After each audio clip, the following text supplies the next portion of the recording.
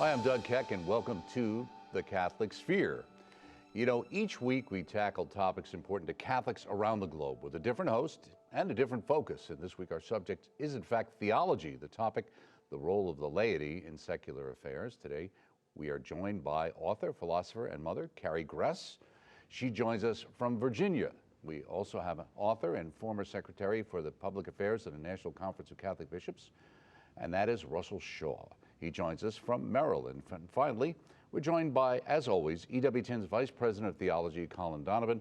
He is with us in our theology studio. And welcome to this august body. It's great to have both of you, Carrie Gress, Russell Shaw, and of course, Colin, with us talking about the laity. Well, let me ask you, Russ, you have been involved with writing about the laity for a long time and the role of the laity in relation to the church post-Vatican II. And I have to always call out a wonderful book I read by yours called Ministry or Apostolate, which really talked about the differentiation between those two. Let me ask you first, why have you always been so interested in the role of the laity? Well, I have a personal interest in being a layman.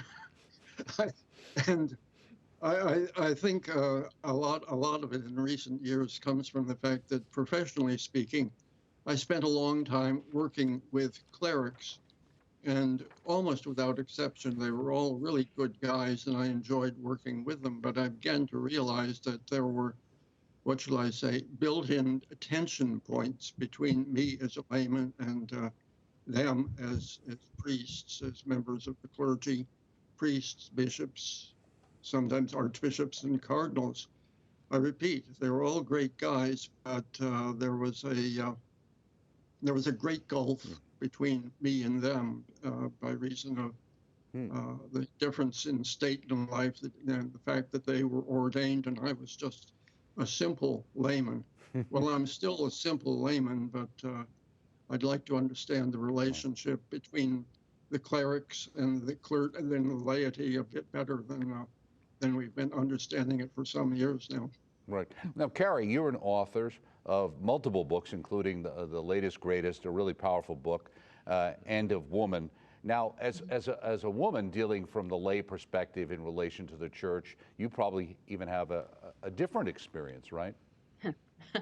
Yeah, well, I think my experience in a lot of ways is formed by the culture, because the church has taken on a lot of what the culture has said about women. And of course, so many of us are confused about what that means. And, as I talk about in my book, The AntiWoman, one of the real struggles is that feminism has told women to actually be more like men. That was actually the question that it has been asking since the beginning, is how do we make women more like men? So I think this is the real struggle, is sort of sorting out what does it mean to be a woman, and how do we live that out in our lives as lay women in the church. And we have so many beautiful saints, we have so much beautiful writing about women, and so it's been a real great pleasure to actually dive into some of that and bring some of that back out for women to really start wondering, or living in wonder about what it means to be a woman, instead of feeling like we need to keep aping the virtues of the masculine. Right. It's interesting too, Colin, because as one article I read in relation to this, considering we had done the show previously about the priesthood, it mentioned that the most pernicious and widespread form of clericalism in the church today is the irrepressible belief that the measure of a layperson is his or her proximity to clerical power. It continues to run rampant. It's an idea, unfortunately, spread mostly by many in the laity. Why do you think that is? Well, I think there is obviously, as we all would express, there's great admiration for the clergy and for the work that they do. I think what is less clear since Vatican II, and it's not the fault of the Vatican II documents or any of the magisterial teaching, is recognizing that there is a necessary and essential distinctions between the apostolate of the clergy through holy orders, which is to form the church in the likeness of Christ in holiness. And then in the case of the laity, our apostolate is then to the world in secular affairs and to that. Yes, there are many things we can do for the apostolate of the church in very particular ways, but generally that's not open to most laity. They're dealing with business colleagues, maybe they're dealing with employees or their employer, or with some other secular relationship in the political world. And so they must bring Christ to those individuals, to the unchurched and the worldly, in a different way than the clergy does, trying to build up the church. Now, clergy obviously are called to evangelize the world. That was the admonition of Christ on the day of the Ascension, to go forth, to teach, to sanctify, and to govern. And they do that, but they do it in this process, forming the church. We do it in forming the world. Carrie and myself are both parents. Russell, I don't know you. You probably had some children. We had to form those children for life in the world, to have a Christian attitude to dealing with the problems they will encounter as students, as business people, as professors, whatever job that they do in the world, to have the grace and equanimity and to do that in a way which puts Christ forth in the secular world. So there's essential differences between the two, and there really is no reason for envy of the other, but that's a natural human fault, and so we have fallen into it, I think, especially since Vatican II and the misunderstandings of what the Church actually taught there. Right. Carrie, to follow up on that, the idea of the role of the laity is essential for the ordering of culture. Why is that your perspective? Yeah, no, I think this is one of these questions that we don't ask enough about, is that the role that the laity plays in the culture. Because, of course, you know, you look at a place like Europe, and why do people love Europe? I've lived there several different times in different countries, and it's because of the influx of Catholic culture that has animated the architecture, the art, the order in the cities, all of those kinds of things. And we don't really think of these things as aspects of our vocation as laymen and women. And yet these are the beautiful treasures that the Church has passed down to us. And it doesn't have to be things on a grand scale. It can also just be ways in which we bring beauty into the world through products and commerce. It can be in music and education, all of these different ways, but we're going to be able to reach out, you know, much further than clergy can, just given the natural order in which the laity live. And the other area I think that's important for us to be mindful of is also being patrons of these things. And that's historically been by the laity that has promoted the arts and architecture and, you know, all of these things that are part of our patrimony. Right. Support beauty, which has been a little bit lost in our world, I would think, too. Let me get back to you, Russ, on the idea, like I said, that book that really struck me, Ministry or Apostolate. What is the distinction between those two? Because it seems to me there's a lot of confusion among lay people about those two functions, thinking they're basically the same, but they're not. No, they're not. They're quite distinct. A little history would help a lot to shed a great deal of light on what the question you're asking. Let's go back to Vatican II again. We've been talking about Vatican II. Vatican II did a great thing for the idea and understanding of the lay apostolate, both the individual apostolate and the organized or group apostolate, both encompassed in what Vatican II had to say. And it said that the specific apostolate of the laity, whether individually or through group action, was to bring Christ and the gospel into sectors of society where they were not present, where Christ and the gospel were not present, but the laity were present, and to make the presence of Christ a living reality in the midst of the secular world. That is the essence of the lay apostolate according to Vatican II.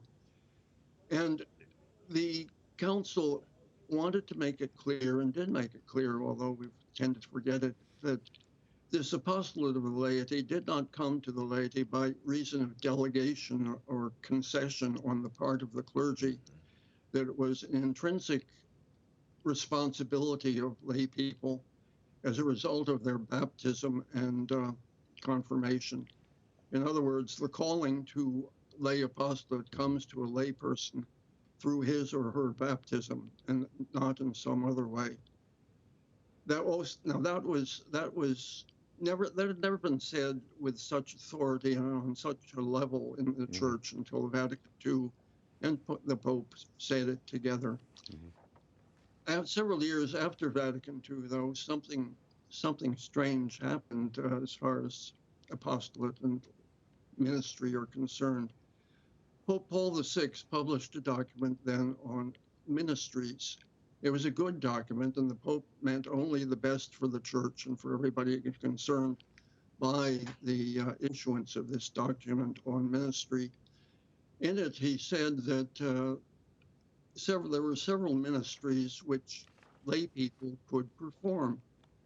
And he said those were in the ministries essentially of a liturgical nature, lector, minister of communion, and a couple of others at that time, and some others have been added since. In fact, since the issuance of that document on ministry by Pope Paul, there's been very little to nothing said about lay apostolate, the responsibility of lay people to bring Christ into the secular society, and almost all of the attention has gone to lay ministry. And it's become a universal expression to cover everything that lay people do, everything good that lay people do in the church. Ministry is something good that lay people do in the setting of the church, in their parish or in some other Catholic institution. As for lay apostolate, what's that? We don't hear anything about that anymore. All we do here is lay ministry. And the progress, if you will, the promotion of the Catholic laity is understood to come about by opening up to them more and more ministries, not by getting into the lay apostolate out there in the secular world, but rather by doing more and more in the context of the institutional hierarchical church. Right. With that being the case, I think sometimes when people think of apostolate, they think like EWTN or, Father Mike Schmitz or somebody else, a big thing, rather than just being an outreach that actually necessarily comes out even in the parish setting. One article I read said, what is the role of the laity? Then it's basically the simplest way is to be the ambassadors of Christ in the secular world. And the idea lay people should be plugged into the parish, diocesan life, frequent reception of sacraments, faith formation, etc. Yet, after being nourished and strengthened by these, lay Catholics must go forth, as we're told at the end of the Mass, glorifying the Lord by our lives in the world. That's our true mission field. Carrie, do you think that that's what we, as lay people, get the general impression we're supposed to be doing? Sadly, I don't. I think that the reality is we cannot give what we don't have, and if we are not taking more of Christ into our life, we're not trying to be like John the Baptist, and we decrease and he increases, then we don't have Christ to give to others. I also think that we sort of have these boundaries that we've set where we think of the church as one place and our home as another place and the workplace as something else separately, and none of them are meant to sort of overlap. There might be kind of a Venn diagram where they touch on each other, but they're not really part of the same whole. And I think that that's one of the things that is a beautiful element of our faith, is that it's not like it stops at the door when we walk into our workplace or our home, or it only happens at church. And I think that's a really important realization that Catholics need to have and needs to be conveyed, is just how incumbent it is upon us to be continually gifting the faith to others. It's not meant just for us to have and to sit on, but for us to actually gift it and spread it with others. Right, absolutely. And certainly that's the work of EWTN as a lay apostolate, going out into the world and hopefully catechizing Catholics so they feel that empowerment to spread the faith. Right, Colin? I mean, that's why you came to work here, right? It is, because it's an unparalleled opportunity. In my particular case, because Deacon Bill said, well, you can stay and teach a class of 30 or 60 people, or you can come down to EWTN and teach millions. So eventually that becomes a very persuasive argument. But there's a certain, I think the difficulties often are because we have factions developed in the church that have agendas. And people aren't reading the notes and the details of the Vatican documents, or even the things that the popes have done since. because the church's documents are very generally clear on the kinds of distinctions which are important. The distinction between the sacramental role of the priest in forming the church to be a holy nation, a people set apart. We all participate in that, as Russell said, through baptism, and so by baptism we are priests, prophets, and kings, but after a different fashion than the clergy. We are priestly because we bring our children, our neighbors, our spouses, ourselves to participate in the liturgy. Prophetic because we are leaven in the world, the Second Vatican Council said was the role of the laity, to be a leaven. Scripture uses the term salt and other expressions to suggest that. So we do that, but through baptism, yes, we can have ministerial roles in the church, but even there, Paul VI was clear to distinguish between the minor orders such as are a stage of preparation for priestly, diaconal, and then priestly service, and ministries which the laity can perform, usually delegated by the bishop. So the acolyte and the lector as orders or ministries installed are distinct from the roles that most lay people have, serving in parishes after the fashion of acolytes and lectors, altar servers and readers, and so on. But these distinctions get lost because we use the same words for both, and people start to think, well, it's just being invited as a married man or even as a woman at some future date as they envision it to fulfill these responsibilities of ministry in the ordained sense in the church. Because they've ignored all of the things the church has actually said beyond that which to them seems appropriate. Well, there really is no distinction. We can blur these lines when the church herself does not actually blur them. Right, although there are many people post-Vatican II, I would say, right, Russell, who have blurred it themselves in the idea of what the role of the priest actually is as, let's say, presider versus persona Christi. With lay people, when I was a kid growing up, I always thought, and going to Catholic school, kind of like the bishop was the general, the priests were kind of like the officers, the nuns were the drill sergeants, and we were basically, the Army Reserve. We lived our lives during the week, and we got called up on Sunday. But basically, after our Sunday maneuvers, that was really all we had to do. But there's really a much greater call for us as Catholics, isn't it? There is indeed. It's an all-the-time call. We're always on duty as far as the lay apostolate is concerned. It's perfectly true to say that EWTN is an apostolate, a lay apostolate largely, and a very effective and powerful one. But, not all of us can do EWTN all the time. But every lay person has many opportunities in just the ordinary course of living his or her lay life out there in the world. I live in circumstances where I spend a lot of time among non-Catholics, lay people. And I find that many of them, knowing me to be a serious practicing Catholic, come to me with things they've read in the newspaper about the church or heard on television about the church, which one way or another put the church in a bad light.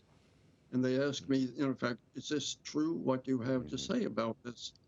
And I take that as a great opportunity to do apostolate, to explain some element of Catholic belief and practice to honest people who don't know the truth about the Catholic Church and would like to learn something.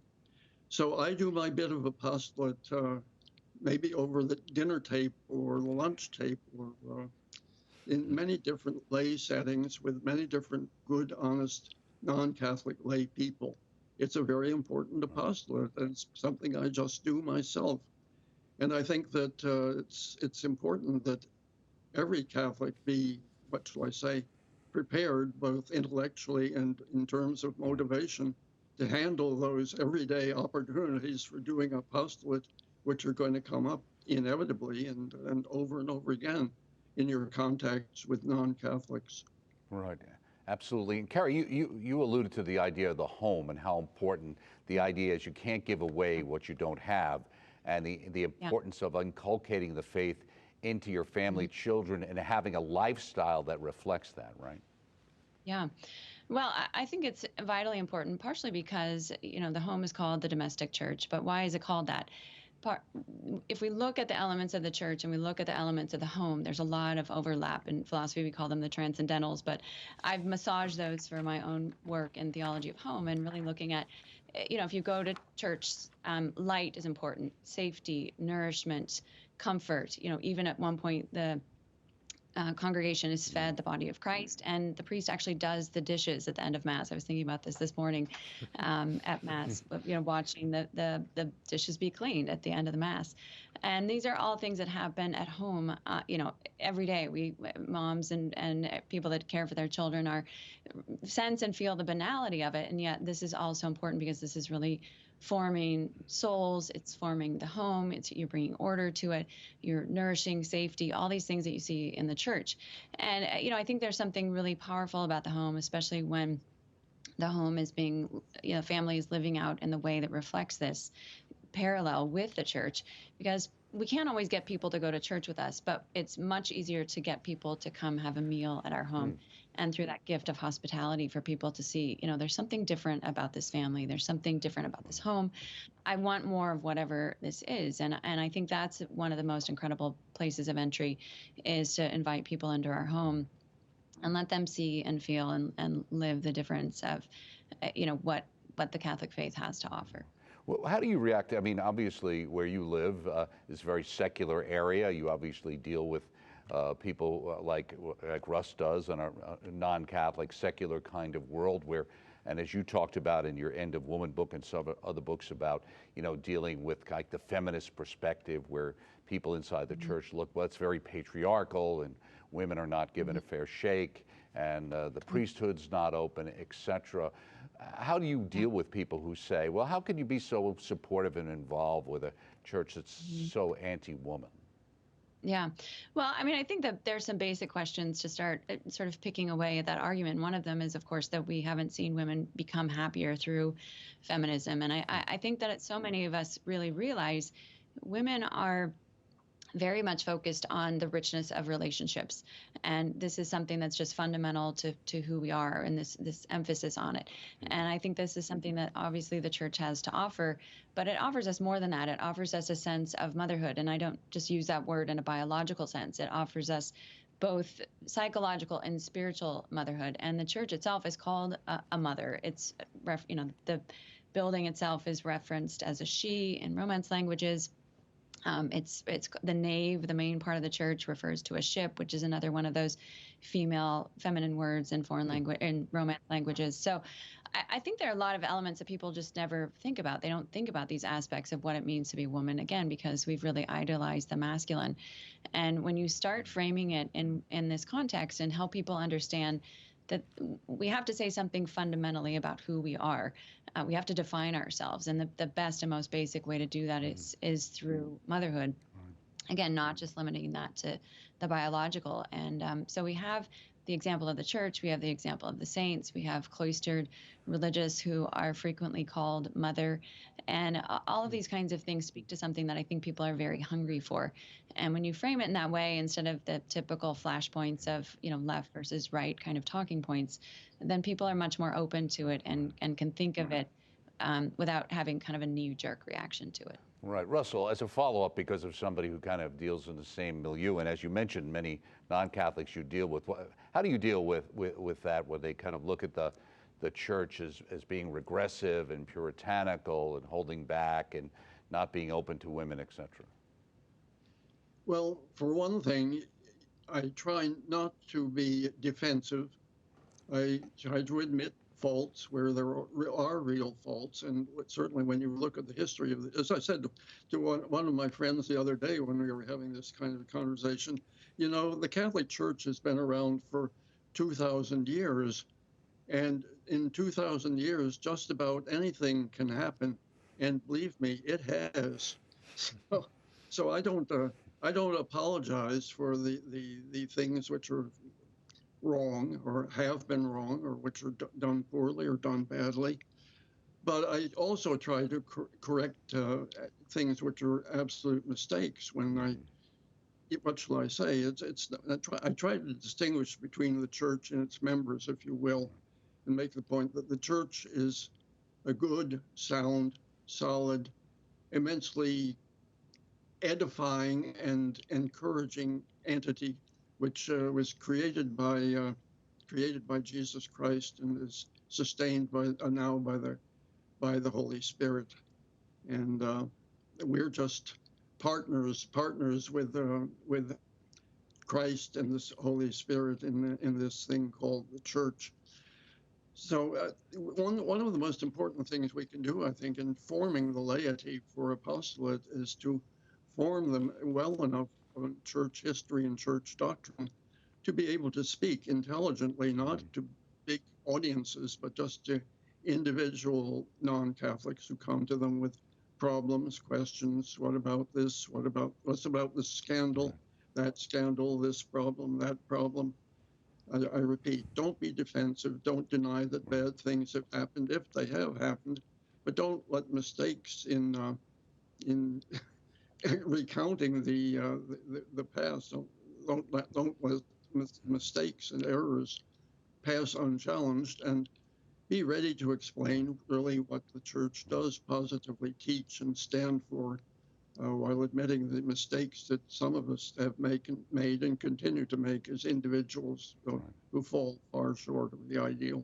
Okay, we're almost out of time. Colin, I wanted to mention, one article said we smother lay vocation when we express it in terms of the clerical. It go on to follow up with what Carrie said, in a sense, in our own families, it would be unreasonable to expect all children to be exactly alike, and hence, obviously, there's different ministries and different approaches people have, and recognizing the distinction between the roles of laity and clergy also helps us to understand the significance of each vocation.